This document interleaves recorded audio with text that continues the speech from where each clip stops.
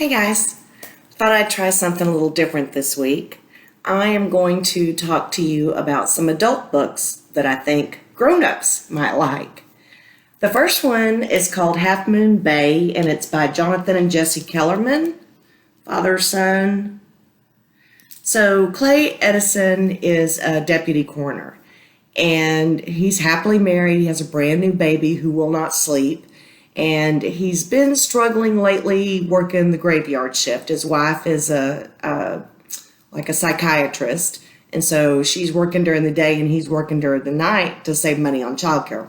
So anyway, so he's at work one night and he gets a call, and it's from someone at Berkeley.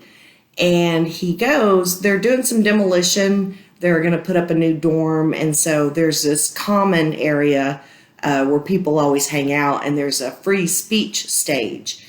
And so as they're digging it up, a reflection of something catches the guy's eye when he's digging. And so he stops, and they go down there and look, and it's an eyeball.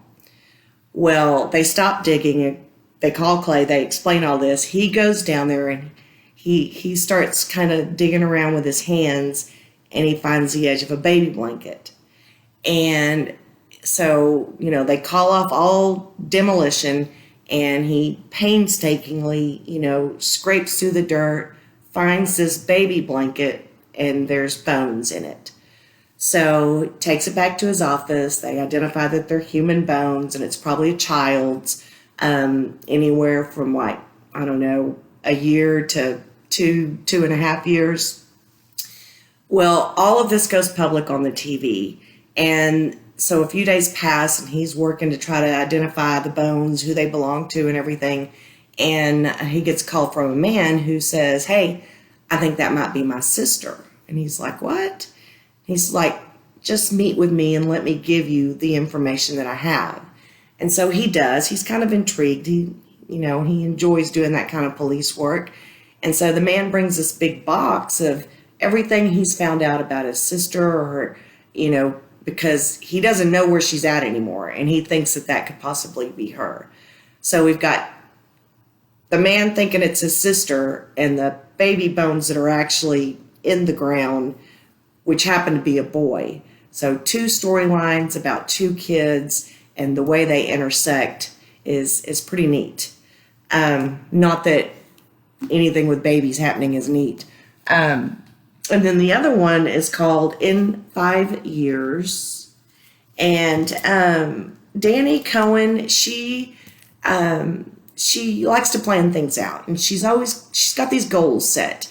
By the time she's this age, she wants to be out of high school. This age, out of college. This age, out of law school. This age, she wants to be in a relationship with someone, in a long-term relationship. And by this age, she wants to be engaged. And by this age, she wants to be working at, the top law firm in New York.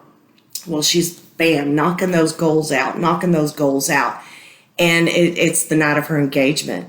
And earlier that day, she had gone on an interview at this top law firm that she's waited her whole life to work at, and it went really well. So she's at her engagement. Her and her fiance, they kind of drink a little bit too much. And so she goes in the bedroom and she falls asleep. And when she wakes up, she's a little disoriented from what she had to drink. And she looks around and she doesn't recognize the room. And she hears someone in the other room, and he's calling out to her. And when he comes in the room, she doesn't know who he is. So she's kind of freaking out, and she doesn't know what's going on. And so he goes out of the room. So she immediately goes and looks through his wallet. So she's got his name. And she sees something on the TV, and the date flashes across, and it's 5 years in the future. So she's really freaked out now. So she talks to this guy. They end up fooling around. She goes back to bed. And when she wakes up again, she's back 5 years previously, where she was the night of her engagement. So for the next 5 years, this really, really bothers her. She goes and sees someone, a therapist, about it, explains it. She doesn't know if it's a premonition. She doesn't know if she's got a brain tumor. She just doesn't know. But it really bothers her that she saw this man and she liked him, even though she was engaged at the time. Well, a few days, a week, or whatever goes by, and her best friend is really excited because she wants her to meet her new boyfriend. Now, her best friend's kind of flighty when it comes to relationships. She's never in one for very long. And when she meets him, it's the guy from her dream. She doesn't know what to do. What do you do? Kind of a lot of turns and twists in this one as well. It kind of, her relationship with her best friend kind of reminded me of Kristen Hanna's Firefly Lane. So if you've read that one, you might like this one too. So if you'd like either of these books, just give us a call and we'd be happy to put them on hold for you. Thanks. Bye.